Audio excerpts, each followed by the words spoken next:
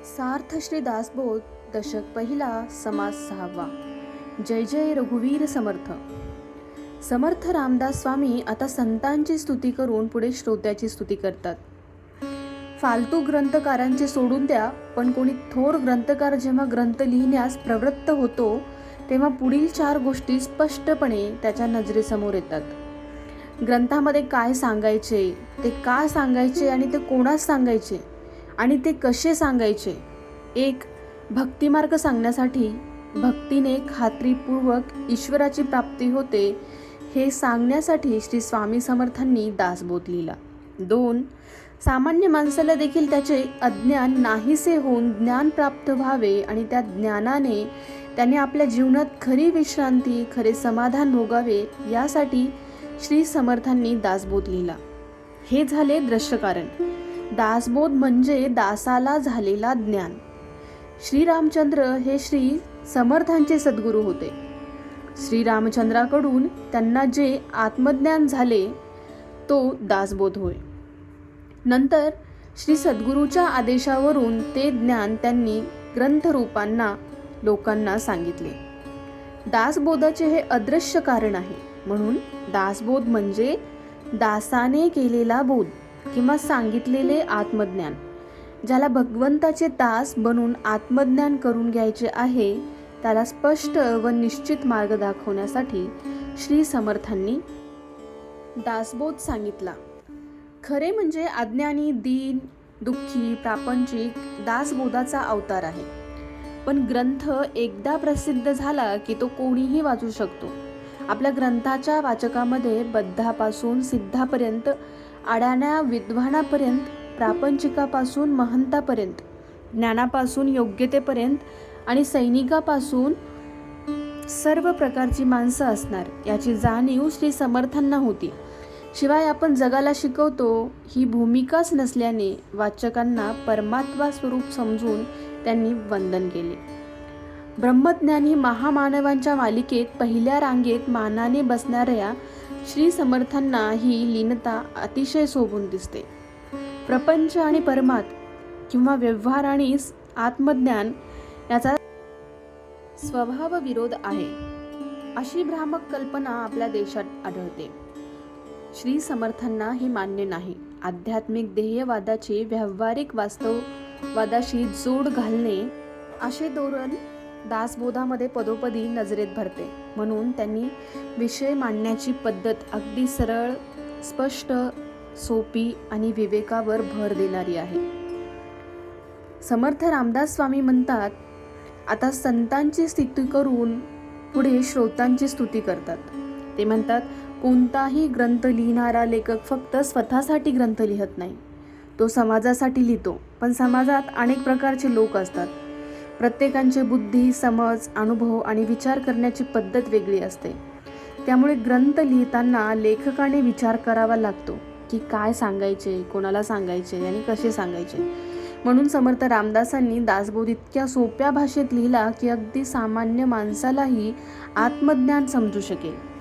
आजही आपण एखादा शिक्षक खूप मोठा विद्वान असला तरी तो लहान मुलांना शिकवत असेल तर त्यांच्याच भाषेत शिकवतो, नाहीतर विद्यार्थ्यांना काहीच समजणार नाही.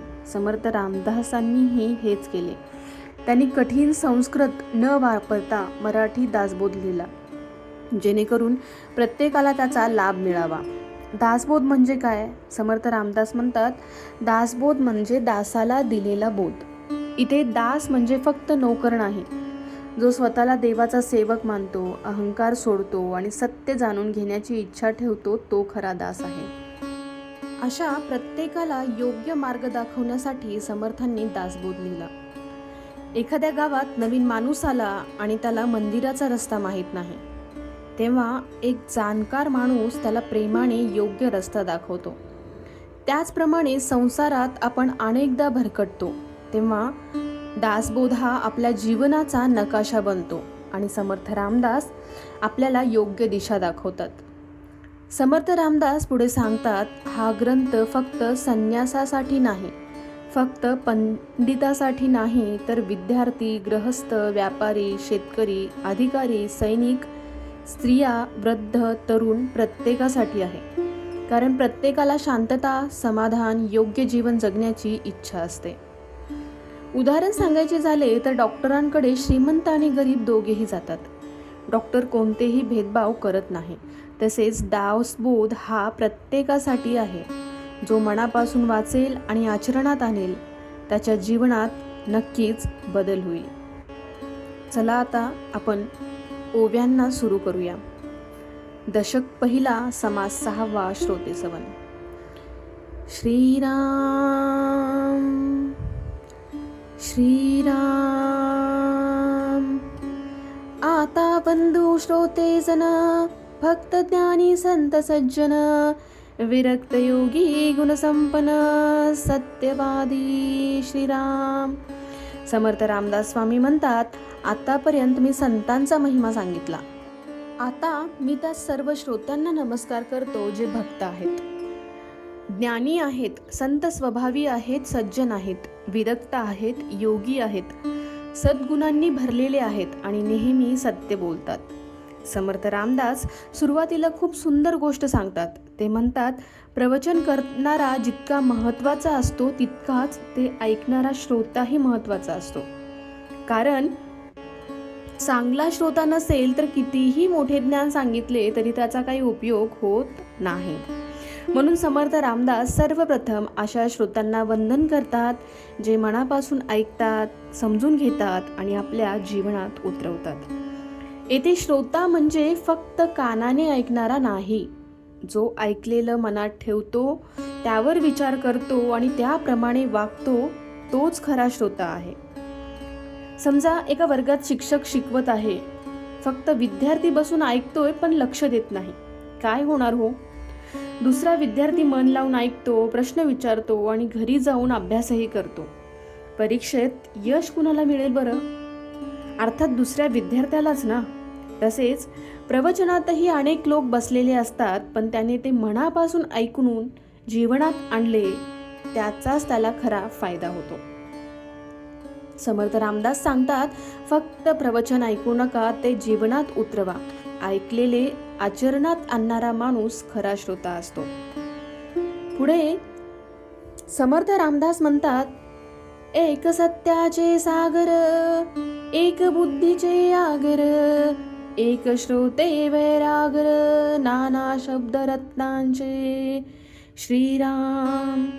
अर्थात समर्थ रामदास म्हणतात, काही श्रोते सत्याचा महासागर असतात, काहीमध्ये खूप कमी बुद्धी असते, काही वैराग्यवान असतात, तर काही अनेक शास्त्रांचे ज्ञान असते. समर्थ रामदास सांगतात की प्रत्येक श्रोता सारखा नसतो, प्रत्येकामध्ये वेगळा गुण असतो. कोणाच्या जीवनात सत्य असते, कोणाकडे ज्ञान असते, कोणाच्या मनात संसाराचा मोह कमी असतो, तर कोणाला धर्मग्रंथाचे भरपूर ज्ञान असते. म्हणून प्रवचन करणाऱ्यांनी प्रत्येकाचा आदर केला पाहिजे. उदाहरणार्थ एका बागेत फक्त गुलाब नसतात, तिथे मोगरा, जाई, जुई, कमळ अशी अनेक फुले असतात. प्रत्येक फुलांचा सुगंध वेगळा असतो, तसेच प्रत्येक श्रोत्याचा गुण वेगळा असतो. समोर स्वामी म्हणतात, जे नाना अर्थभेदाचे भोगते, जे प्रसंगी वक्ताचे वक्ते, नाना संशय ते छेदिते, निश्चय पुरुष श्रीराम. समर्थ रामदास म्हणतात, काही श्रोत्यांना एका गोष्टीचे अनेक अर्थ समजतात.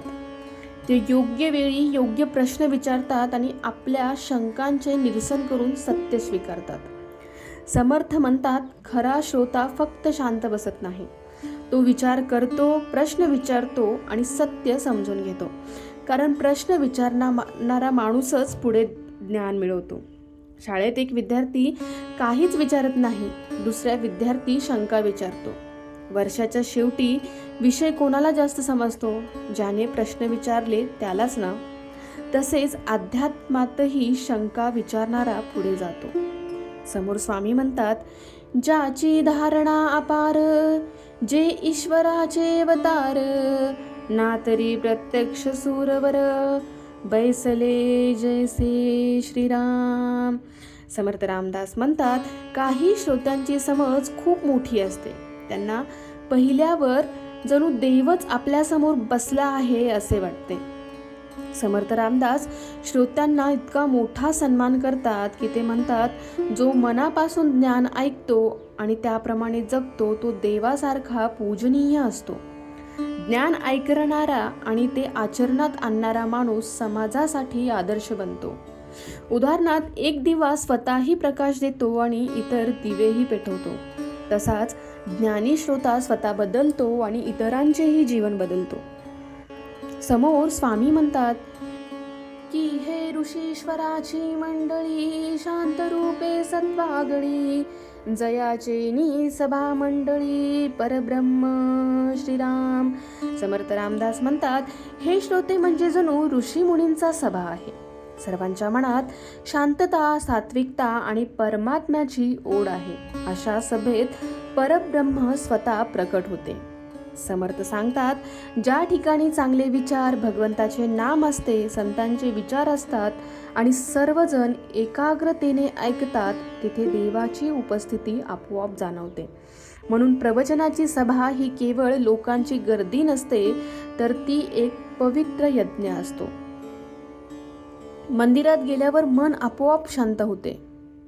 का? कधी विचार केलाय का? कारण तिथले वातावरण सात्विक असते. तसेच जिथे भगवंताचे नाम, संतांचे विचार आणि चांगले श्रोते असतात, तिथे देवाचा वास असतो. समोर स्वामी म्हणतात, म्हणून अवधान ऐकले, आता करावे श्रोते मंडळे, जेणे करून प्रांजळे, वक्ता बोले श्रीराम. समर्थ रामदास म्हणतात, हे श्रोत्यांनो, आता सर्वांनी मन एकाग्र करून लक्षपूर्वक ऐका. तुम्ही मन लावून ऐकाल तर बोलणाऱ्यालाही स्पष्ट आणि मनापासून बोलण्याची प्रेरणा मिळेल. समर्थ रामदास म्हणतात, प्रवचन हे फक्त बोलणाऱ्यांचे काम नसते, ते ऐकणाऱ्यांचेही मनापासून साथ दिली तर ते प्रवचन साध्य होते. जिथे श्रोत्यांचे लक्ष नसते, तिथे चांगले ज्ञानीही मनात उतरू शकत नाहीत. शिक्षक वर्गात शिकवत असतो, विद्यार्थी जर गप्पा मारत असतील तर शिक्षकाचेही शिकवण्यात मन लागत नाही. पण सर्व विद्यार्थी लक्ष देऊन ऐकत असतील तर शिक्षकही अधिक उत्साहाने शिकवतो. समोर स्वामी म्हणतात, श्रोते पुसते ऐसे, म्हणून वक्ता सवकाशे, नाना निरूपणे कैसे, सांगत जावे श्रीराम. समर्थ रामदास म्हणतात, श्रोते, चांगले श्रोते योग्य प्रश्न विचारतात. त्यामुळे वक्तांनीही शांतपणे, घाई न करता समजेल अशा भाषेत उत्तर द्यावे. समर्थ सांगतात, प्रश्न विचारणे हे चुकीचे नाही. उलट प्रश्न विचारल्यामुळे ज्ञान अधिक स्पष्ट होते. पण उत्तर देणाऱ्यांनी रागवू नये, तर प्रेमाने समजून सांगावे. उदाहरणार्थ, लहान मूल आईला वारंवार विचारते, हे काय, ते काय. आई प्रत्येक वेळी प्रेमाने समजवते. तसेच अध्यात्मातही शंका प्रेमाने दूर केल्या पाहिजेत. पुढे स्वामी म्हणतात, जैसे वैद्य औषधी देई, रोग पाहुनी निवडी करी, तैसे बोलावे अंतरी, श्रोतां पुढे श्रीराम. समर्थ रामदास म्हणतात, जसा वैद्य प्रत्येक रुग्णांचा आजार पाहून योग्य औषध देतो, तसाच वक्तांनीही श्रोत्यांची पात्रता ओळखून बोलावे. प्रत्येक माणसाची समज सारखी नसते. काहींना साधे उदाहरण दिले की लगेच समजते, तर काहींना सविस्तर सांगावे लागते. म्हणून ज्ञान देताना समोरच्या माणसाची समज लक्षात घेतली पाहिजे. पहिलीत मुलाला आणि 10वीतल्या मुलाला एकाच पद्धतीने शिकवता येते का? नाही ना. तसेच अध्यात्मातही प्रत्येकाला त्यांच्या समजुतीनुसार मार्गदर्शन करावे लागते. समोर स्वामी काय म्हणतात, ज्याची जेणे समजेना, तेने तेच सांगावे पुन्हा, शंका राहू नये म्हणा, यत्न करावे श्रीराम. समर्थ रामदास म्हणतात, एखादी गोष्ट श्रोत्याला समजली नाही तर पुन्हा समजावून सांगावी. कोणाच्याही मनात शंका राहू देऊ नये. समर्थ सांगतात, ज्ञान देण्याचा उद्देश फक्त बोलणे नसून समोरच्या माणसाला समजणे हा आहे. म्हणून शंका राहिली तर पुन्हा समजावून सांगणे हेच खरे गुरुचे कर्तव्य आहे. उदाहरणार्थ, सायकल शिकताना पहिल्याच दिवशी सगळ्यांना येत नाही. वडील किंवा शिक्षक पुन्हा पुन्हा शिकवतात, शेवटी मुलाला सायकल चालवता येते. तसेच अध्यात्म ही संयमाने शिकावे आणि शिकवावे. समोर स्वामी म्हणतात, ते श्रोते सावध असती, त्यासी ज्ञान प्राप्ती होती, चंचल मनाची वृत्ती ज्ञान न घे. समर्थ रामदास म्हणतात, जो श्रोता मन लावून आणि सावधपणे ऐकतो त्यालाच ज्ञानाचा खरा लाभ होतो. ज्याचे मन सतत इकडे तिकडे भटकत असते त्याला ज्ञान समजत नाही. समर्थ रामदास सांगतात, शरीराने प्रवचनात बसणे पुरेसे नाही, मनानेही तेथे उपस्थित असले पाहिजे. आज अनेक जण प्रवचन ऐकतात, पण मनात घर, काम, पैसा किंवा इतर विचार चालू असतात. अशा मनात ज्ञान टिकत नाही. ज्ञान मिळवण्यासाठी मन शांत आणि एकाग्र असणे आवश्यक आहे. पाऊस पडत असताना जर भांडे सरळ ठेवले तर ते पाण्याने भरते, पण तेच भांडे उलटे ठेवले तर एकही थेंब आत जात नाही. तसेच मन एकाग्र असेल तर ज्ञान उतरते. अभिमान ज्याचा गेला तोच ज्ञानास प्राप्त झाला, अहंकारी जीव राहिला दूर सत्यापासून. पहा किती सुंदर सांगतात स्वामी की ज्याच्या मनातून अहंकार निघून गेला तोच खरा ज्ञानासाठी प्राप्त होतो. अहंकारी माणूस सत्य समजून घेऊ शकत नाही. जो माणूस सतत मलाच सर्व काही माहीत आहे असे समजतो तो नवीन काही शिकत नाही. परंतु जो नम्र असतो तो प्रत्येकाकडून काहीतरी शिकतो. समर्थ रामदास सांगतात, ज्ञानाचा दरवाजा नम्रतेने उघडतो, अहंकाराने नाही. उदाहरणार्थ, भरलेल्या ग्लासमध्ये आणखी पाणी ओतता येत नाही, पण रिकामा ग्लास सहज भरतो. तसेच अहंकाराने भरलेल्या मनात ज्ञान मावत नाही. समोर स्वामी म्हणतात, भावे एके जो जन त्याचे पवित्र होई मन, भगवंताचे चिंतन सहज घडे. समर्थ रामदास म्हणतात, जो श्रद्धेने आणि प्रेमाने प्रवचन ऐकतो त्याचे मन शुद्ध होते. त्याच्या मनात आपोआप भगवंताचे स्मरण सुरू होते. ज्ञान फक्त बुद्धीने नाही तर भावनेनेही स्वीकारावे लागते. श्रद्धा असेल तर साधे शब्दही मनाला स्पर्श करतात आणि जीवन बदलू लागते. आई प्रेमाने सांगते ते मूल लगेच ऐकते, कारण ते प्रेम आणि विश्वास असतो. तसेच श्रद्धेने ऐकलेला अध्यात्म मनात कायमचे बसते. समोर स्वामी म्हणतात, ऐकोनी करावे आचरण, तेची ज्ञानाचे लक्षण, नुसते ऐकणे व्यर्थ जाण, समर्थ म्हणे श्रीराम. समर्थ रामदास म्हणतात, फक्त ऐकण्यात काही उपयोग नाही. जे ऐकले आहे ते आपल्या जीवनात आचरणात आणले तर त्या ज्ञानाचा खरा फायदा होतो. प्रवचन ऐकून बाहेर पडल्यावर जर आपण पुन्हा पूर्वीसारखेच वागलो तर प्रवचनाचा काहीच उपयोग झाला नाही. ज्ञान तेव्हाच जिवंत राहते जेव्हा ते आपल्या वागण्यात दिसते. उदाहरणार्थ, डॉक्टरांनी औषध लिहून दिले पण रुग्णाने ते घेतलेच नाही तर तो बरा होईल का? नाही. तसेच प्रवचन ऐकून त्याप्रमाणे वागलो नाही तर जीवनात बदल होणार नाही. समोर स्वामी म्हणतात, जे श्रोते विनयशील, जे अंतःकरणे निर्मळ, तेची होती ज्ञानफळ, पावनारे श्रीराम. समर्थ रामदास म्हणतात, जो श्रोता नम्र असतो आणि ज्याचे मन स्वच्छ असते त्यालाच ज्ञानाचे खरे फळ मिळते. समर्थ रामदास सांगतात, ज्ञान मिळवण्यासाठी मोठेपणा नाही तर नम्रपणे हवा. ज्याच्या मनात अहंकार, मस्त आणि द्वेष भरलेला आहे त्याला ज्ञान समजत नाही. पण जो मनाने साधा आणि प्रामाणिक असतो त्याच्या मनात ज्ञान सहज रुजते. शेतात बी पेरायचे असेल तर आधी जमीन मऊ करावी लागते. खडकावर बी टाकले तर ते उगवत नाही. तसेच नम्र मनातच ज्ञानाची बीजे उगवतात. समोर स्वामी म्हणतात, जे ऐकती मन लावून, धरती वचन अंतःकरण, ज्याचे जीवन धन्य जाण, समर्थ म्हणे श्रीराम. समर्थ रामदास स्वामी म्हणतात, जो श्रोते मनापासून ऐकतात आणि ऐकलेले आपल्या हृदयात जपून ठेवतात त्याचे जीवन खरोखर धन्य होते. फक्त कानाने ऐकणे पुरेसे नाही. जे ऐकले त्याचा विचार करणे, त्यानुसार वागणे आणि ते आपल्या स्वभावात बदल घडवणे हाच खरा ज्ञानाचा उपयोग होय. एखादा विद्यार्थी शिक्षकाचे बोलणे वहीत लिहून ठेवतो आणि रोज त्याचा अभ्यास करतो, म्हणून तो यशस्वी होतो. तसेच आध्यात्मिक ज्ञानही मनात जपले तर जीवन बदलते. समोर स्वामी म्हणतात, शंका जेते फिटल्या, ते बुद्धी उजळल्या, अज्ञान रात्री संपल्या, ज्ञान उगे श्रीराम. समर्थ रामदास म्हणतात, जेव्हा मनातील शंका दूर होतात तेव्हा बुद्धीला स्पष्टता येते आणि अज्ञानाचा अंधार नाहीसा होतो.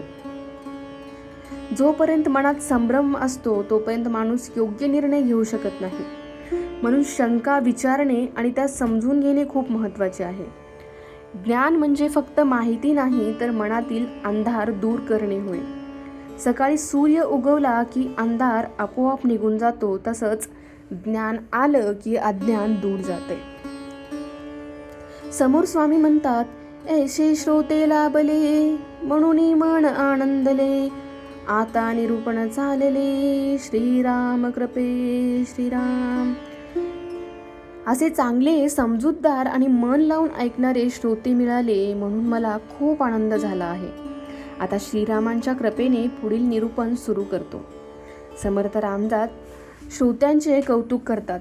ते सांगतात, जेव्हा चांगले श्रोते समोर असतात तेव्हा बोलणाऱ्यालाही अधिक उत्साह येतो. ज्ञान देणारा आणि ज्ञान घेणारा दोघेही मनापासून असतील तर त्या ठिकाणी भगवंताची कृपा नक्की असते. गायकाला जर रसिक श्रोते मिळाले तर तो अधिक मनापासून गातो. तसेच प्रवचनकारालाही चांगले श्रोते मिळाले की त्याच्या वाणीत अधिक प्रेम आणि प्रभाव येतो.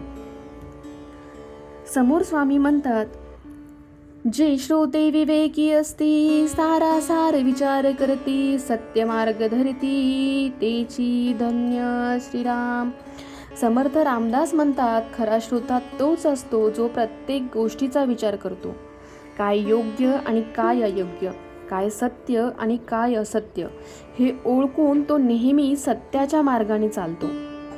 प्रत्येक गोष्ट डोळे बंद करून स्वीकारू नका. विचार करा, समजून घ्या आणि जे योग्य आहे तेच स्वीकारा. देवाने आपल्याला बुद्धी दिली आहे, ती योग्य निर्णय घेण्यासाठी. विवेक असला की माणूस चुकीच्या मार्गावर जात नाही. उदाहरणार्थ, बाजारात फळे घ्यायला गेल्यावर आपण प्रत्येक फळ पाहतो, चांगला फळ निवडतो आणि खराब बाजूला ठेवतो. तसा जीवनातही विवेक वापरता आला पाहिजे. चांगले विचार स्वीकारावेत आणि वाईट विचार सोडून द्यावेत. समोर स्वामी म्हणतात, जे श्रोते आचरणी आणती, तेची जीवन सफल करती, लोकांना मार्ग दावती, स्वतः चालुनी श्रीराम. समर्थ रामदास म्हणतात, जे श्रोते ऐकलेले आपल्या जीवनात उतरतात त्यांचे जीवन यशस्वी होते, स्वतः चांगले वागतात आणि इतरांनाही योग्य मार्ग दाखवतात. केवळ प्रवचन ऐकून उपयोग नाही, ऐकलेले वागण्यात दिसले पाहिजे. जो स्वतः प्रामाणिकपणे प्रेम सेवाभावाने जगतो तोच दुसऱ्यांसाठी प्रेरणा बनतो. लहान मुले आई वडिलांचे बोलणे कमी किंवा वागणे जास्त पाहतात आणि आई वडील चांगले वागत असतील तर मुलेही तसेच शिकतात. तसेच आपले जीवन इतरांसाठी एक प्रवचन बनले पाहिजे. ऐशे श्रोते जगा माझी, दुर्मिळ जाना वाजी, त्यासी वंदन करुणी समर्थ म्हणे. समर्थ रामदास म्हणतात, असे आदर्श श्रोते जगात फार दुर्मिळ असतात, म्हणून मी अशा सर्व श्रोत्यांना मनापासून वंदन करतो. समर्थ रामदास शेवटी सांगतात की चांगला वक्ता मिळणे जितके महत्त्वाचे आहे तितके चांगले श्रोते मिळणेही महत्त्वाचे आहे. जो नम्रपणे ऐकतो, विचार करतो, शंका विचारतो आणि ऐकलेले जीवनात उतरवतो तोच खरा श्रोता आहे. अशा श्रोतांमुळेच ज्ञानाची परंपरा पुढे चालत असते. शेतकरी कितीही चांगले बी पेरला असला तरी सुपीक जमीन असेल तरच भरघोस पीक येते. तसेच वक्ता कितीही मोठा असला तरी समोर चांगले श्रोते असतील तर ज्ञानाचे बीज रुजते. समोर स्वामी म्हणतात, जे त्रैलोक्याहून वेगळे, जे वेद श्रुतीचे ना कळे, तेची जयाजनी बोले, परिसावे श्रीराम. समर्थ रामदास म्हणतात, परमात्मा हा तीनही लोकांपेक्षा श्रेष्ठ आहे. त्याचे संपूर्ण स्वरूप वेदांनाही पूर्णपणे सांगता येत नाही. पण अशा परमात्म्याचा अनुभव संतांच्या वाणीमधून आणि त्यांच्या मार्गदर्शनातून मिळू शकतो. देवाला फक्त डोळ्यांनी पाहता येत नाही आणि पुस्तक वाचूनही पूर्णपणे समजत नाही. पण जे संत स्वतः देवाचा अनुभव घेतात, त्यांच्या शब्दातून, त्यांच्या जीवनातून आणि त्यांच्या आचरणातून आपल्याला देवाची ओळख होऊ लागते. म्हणून संतांचे बोलणे मन लावून ऐकावे. एका गावात तुम्ही कधीच गेले नसाल तर नकाशा थोडा माहिती देईल, पण त्या गावात राहणारा माणूस प्रत्येक रस्ता, प्रत्येक जागा नीट सांगू शकतो. तसेच देवाबद्दल पुस्तक माहिती देते, पण देवाचा अनुभव घेतलेले संत आपल्याला योग्य मार्ग दाखवतात. जे ब्रह्मांदिकासी मान्य, जे परमसमाधान, ऐसे श्रोते सज्ञान दुर्मिळ जगती.